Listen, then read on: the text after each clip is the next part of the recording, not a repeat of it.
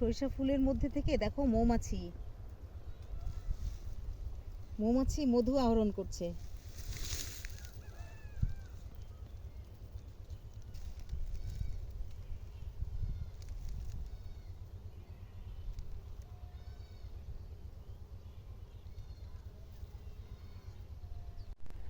সরিষা খেতে অনেক ছবি তুলেছি, ভিডিও করেছি, কিন্তু নিজের চোখে মৌমাছি এই যে সরিষা ফুল থেকে মধু আহরণ করছে সেটি কিন্তু আমি আগে কখনোই দেখিনি।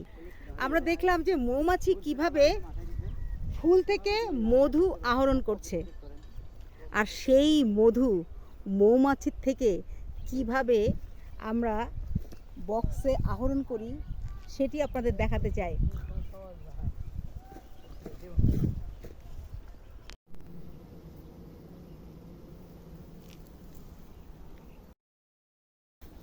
সরিষা ফুলের সময় প্রশিকা বক্স নিয়ে এরকম মাঠের মধ্যে চলে যায়, তারপর সারি সারি বক্স থাকে এবং এই যে দেখতে পাচ্ছেন মৌমাছি ঘুরছে।